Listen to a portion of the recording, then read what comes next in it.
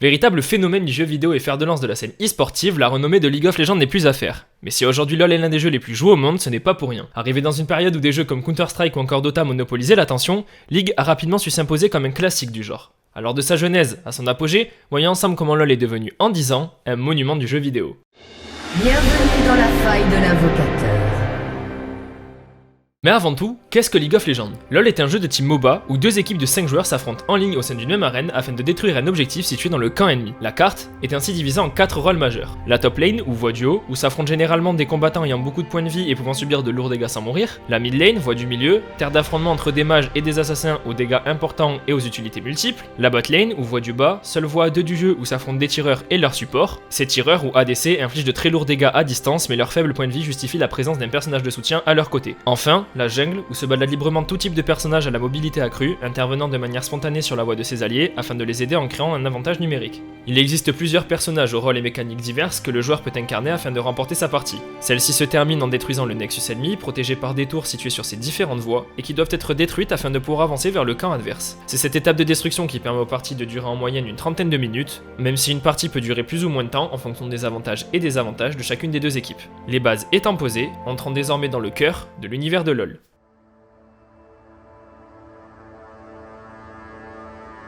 En 2004, Dota, un mode de Warcraft 3, commence à se faire une petite réputation. Joué par des milliers de joueurs, paru dans divers magazines le Metal Honor tels que Computer Gaming World et représenté dès l'année suivante dans un tournoi à la BlitzCon, Dota donne peu à peu naissance au genre du MOBA, où des joueurs s'affrontent en ligne au sein d'une arène. C'est alors que deux amis, Brandon Beck et Mark Merrill, membres de la communauté de Dota, respectivement connus sous les pseudonymes de Ryze et Tryndamere, ont ensemble eu l'idée de faire de ce qui n'était qu'une carte personnalisée, un jeu à part entière. Bien convaincus que ce genre méritait un vrai jeu, plus poussé, plus étoffé, ces deux amis fondent en 2006 Riot Games, le studio à l'origine du développement de League of Legends. Démarre alors la conception de ce qui deviendra un succès planétaire.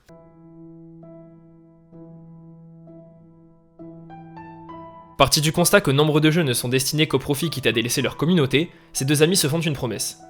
Quoi qu'il arrive, League of Legends sera avant tout tourné vers sa communauté. Et c'est bien décidé à tenir cette promesse que le jeu sort en bêta et en free-to-play, autrement dit gratuitement et sans avantage offert contre de l'argent réel, en avril 2009. Il faut bien se rendre compte du pari que représente le fait de lancer un jeu gratuit à cette époque, car si dans certains pays le free-to-play est un type de jeu communément admis, aux États-Unis ce n'est clairement pas le cas, et là-bas, free-to-play rime souvent avec médiocrité. Mais Riot n'en a que faire, et en septembre 2009 se tient la convention PAX, durant laquelle le jeu est présenté au public et jouable pour la première fois. Les retours sont bons, LoL plaît. Il nous faudra alors attendre que quelques semaines avant de voir apparaître la version 1.0 du jeu en octobre de la même année. Porté par le bouche à oreille, le succès arrive peu à peu. La communauté se sent impliquée et les nombreux forums disponibles y contribuent fortement. Riot Games fait alors le choix de ne pas se lancer dans de grandes campagnes marketing. Un choix judicieux s'il en est, car à quoi bon investir dans de la publicité quand plus de 400 000 joueurs sont actifs sur votre jeu à peine quelques mois après sa sortie et avant la fin de son année de lancement. Les idées fusent et celle de rajouter des améliorations payantes est mise sur la table.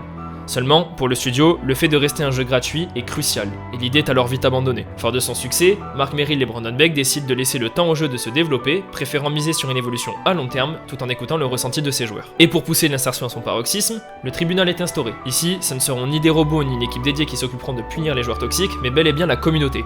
Car après tout, qui de mieux placé que les joueurs pour savoir ce qui cause du tort au jeu? Le temps passe et c'est en 2011, lors de la DreamHack en Suède, qu'apparaît le premier championnat de League of Legends, avec un cash prize de 100 000 $, insignifiant face aux quelques 6,4 millions de dollars de récompenses en 2018, mais néanmoins conséquent à l'époque. L'ascension du mastodonte se poursuit. Vous vous en doutez, un tel succès ne tardera pas à arriver en Asie, notamment en Corée, véritable terre du jeu vidéo, où celui-ci squattera dès son 3e mois le top 1 des jeux les plus joués du pays. Une véritable prouesse étant donné que cela n'était jamais arrivé. Tous les paris sont réussis pour la firme. Le jeu est un véritable carton, la promesse est tenue, et de plus en plus de gens comprennent que la communauté sera réellement mise en avant. Soutenu par des chiffres qui ne cessent d'augmenter et suite à une première très bonne saison en 2010, Riot Games en est convaincu, LoL durera. Et il est temps de penser à ce qu'il pourra apporter sur la scène e-sportive. Car avec ses quelques 8,2 millions de spectateurs pour la finale de la saison 2 en 2012, il devient clair que si le jeu est agréable à jouer, il l'est tout autant à regarder. C'est pourquoi, dès l'année suivante apparaîtront les premiers LCS, la première compétition régionale professionnelle et officiellement organisée par Riot en Europe et en Amérique. Avec un planning précis et un salaire pour ses joueurs pros, l'aspect compétitif du jeu se renforce. Cet engouement pour la compétition se ressent jusqu'au World, les championnats mondiaux de LoL.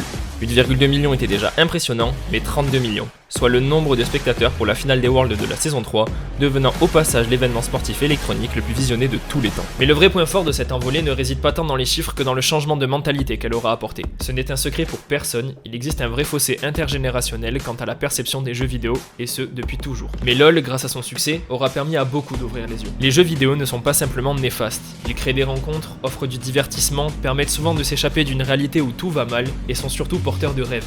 Et c'est en cela que LoL a le plus brillé.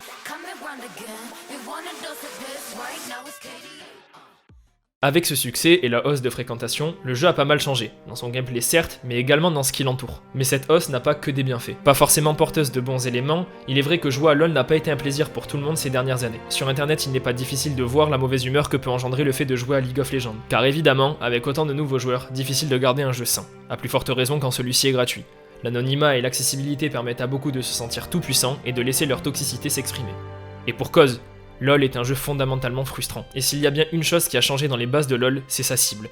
Initialement prévu pour être destiné aux hardcore players, le jeu est aujourd'hui estampillé du sceau de la casualité. Tout le monde peut jouer, pas forcément dans les meilleures intentions, et il devient assez rare de lancer une partie dans laquelle tout le monde reste poli et courtois. Cependant, comme vous vous en doutez, les effets néfastes de cette hausse de popularité sont assez minimes, et se limitent presque strictement à ce que je viens d'énoncer. En outre, cette explosion de la popularité aura surtout permis au studio de se développer dans des secteurs différents. Car si depuis le début de cette vidéo je nomme ce studio Riot Games, en réalité la prononciation exacte aurait plutôt été Riot Games. Et oui, désormais LoL n'est plus l'enfant unique de ce studio. Bien décidé à ne pas proposer qu'une seule expérience, Riot nous a livré en très peu de temps 3 très bons autres jeux. TFT, un auto-chess dans un premier temps, mais également Runeterra, un jeu de cartes, et Valorant, un FPS. Autant de jeux que de nouveaux styles qui seront prochainement rejoints par un RPG ou encore un jeu de combat. Mais au-delà de l'aspect jeu vidéoludique de la chose, il paraît judicieux de citer à quel point le studio a eu à cœur de développer son propre univers. Car autour de ces jeux gravite une masse de productions médias telles que des cinématiques qui ont considérablement évolué depuis la première et qui sont aujourd'hui d'une qualité particulièrement admirable, ou encore des musiques. Car si une série de skins comme KDA ne devait être à la base qu'une série de skins, elle est aujourd'hui un véritable icône du jeu. Suivi par des millions de fans et composé de vrais artistes, KDA est sans conteste la preuve que Riot a réussi à donner vie à son univers.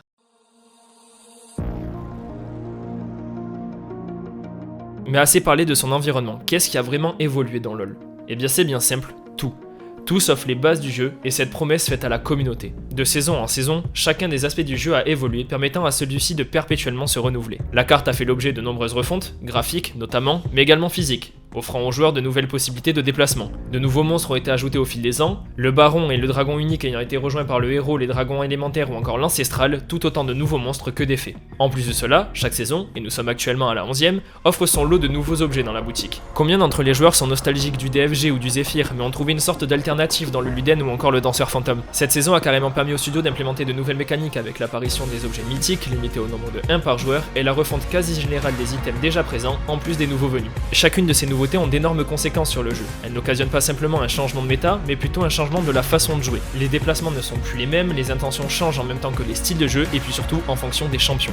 Car oui, ne pas parler des champions dans une vidéo sur l'évolution de League of Legends, ce serait un peu comme de ne pas parler de Messi ou Ronaldo dans une vidéo sur le foot des 10 dernières années. Car ces champions sont, intrinsèquement, les personnages auxquels on s'identifie.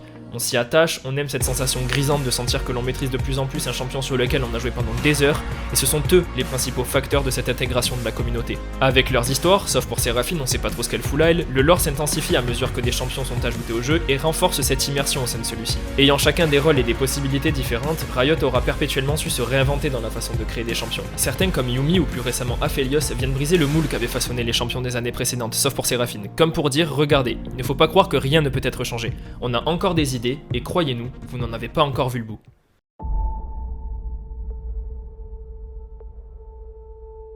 Personnellement, et en tant que joueur de LoL depuis plus de 7 ans, j'ai vu le jeu évoluer, graphiquement et dans son gameplay, mais surtout dans ce qu'il m'a apporté. Car ce qui caractérise le jeu plus que n'importe quoi d'autre, c'est sa longévité. LoL n'est pas le seul à avoir grandi, c'est aussi mon cas. J'ai grandi avec ce jeu, il m'a fait râler, souvent rager, mais surtout il m'a fait rire, m'a accompagné dans les bons comme dans les mauvais moments, et m'a permis de rencontrer des gens qui sont aujourd'hui certains de mes meilleurs amis. Alors certes, il n'est pas composé que du meilleur, mais si aujourd'hui nous sommes toujours là, c'est pour une raison.